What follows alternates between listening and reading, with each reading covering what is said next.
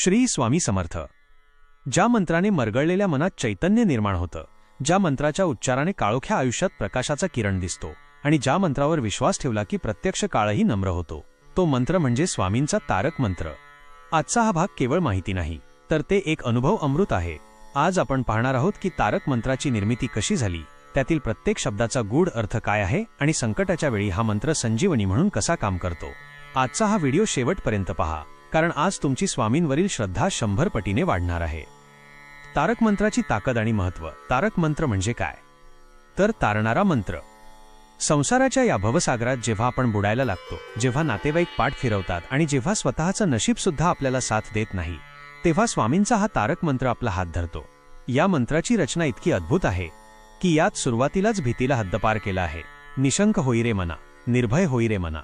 स्वामी सुरुवातीलाच आपल्या मनाला सांगतात की तू शंका सोडून दे आणि निर्भय हो, कारण जोपर्यंत मनात भीती आहे तोपर्यंत तिथे स्वामींचे वास्तव्य होऊ शकत नाही। मंत्रातील शब्दांचा गूढ अर्थ। या मंत्रातील प्रत्येक ओळ म्हणजे स्वामींनी दिलेले अभय वचन आहे। प्रचंड शक्ती पाठीशी उभा रे स्वामी समर्था। विचार करा, ज्याची शक्ती हे अख्ख्या ब्रह्मांड चालवते, ती प्रचंड शक्ती तुमच्या पाठीशी उभी आहे, मग तुम्ही घाबरायचं कोणाला? अतर्क्य अवधूत हे स्मर्तुगामी। स्वामी हे अतर्क्य आहेत, त्यांच्या लीला कोणालाही समजत नाहीत, पण ते स्मर्तुगामी आहेत। म्हणजे तुम्ही फक्त त्यांचं स्मरण केलं, त्यांना मनातून साथ घातली की ते क्षणाचाही विलंब न लावता तुमच्या मदतीला धावून येतात।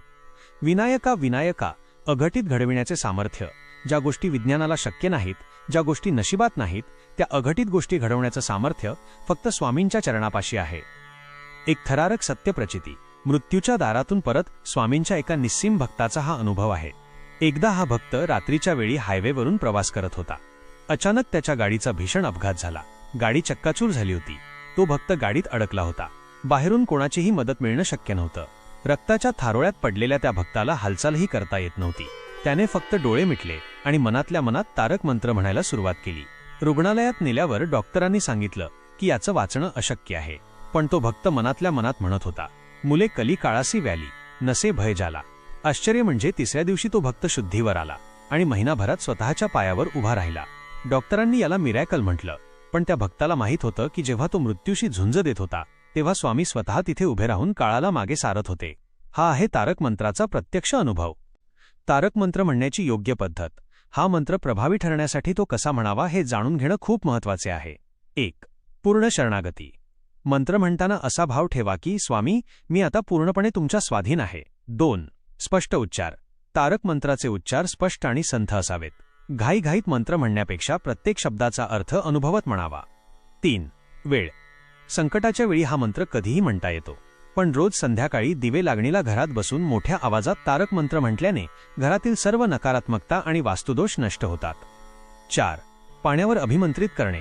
जर घरात कोणी आजारी असेल तर एका तांब्यात पाणी घेऊन 7 वेळा तारक मंत्र म्हणावा आणि ते पाणी रुग्णाला प्राशन करायला द्यावे। ते पाणी तीर्थ बनून काम करते। लक्षात ठेवा मित्रांनो, अशक्यही शक्य करतील स्वामी। तुमच्या आयुष्यात कितीही मोठं संकट असू दे, स्वामींच्या तारक मंत्रापेक्षा ते मोठं नाही। फक्त विश्वास ठेवा आणि आपली नौका त्यांच्या हाती सोपवा। तुम्हाला तारक मंत्राचा कधी असाच अनुभव आला आहे का? तो अनुभव खाली कमेंट्समध्ये नक्की लिहा। तुमच्या एका कमेंटमुळे कोणातरी रडणाऱ्या जीवाला जगण्याची नवी उमेद मिळू शकते। कमेंटमध्ये श्री स्वामी समर्थ लिहायला विसरू नका। उद्याचा भाग। उद्या आपण पाहणार आहोत स्वामींना प्रिय असणारी त्रिकाळ आरती आणि तिचे आपल्या आयुष्यातील महत्त्व। उद्याची माहिती तुमच्या भक्तीला अजून समृद्ध करेल। भेटूया उद्या। श्री स्वामी समर्थ। पुढील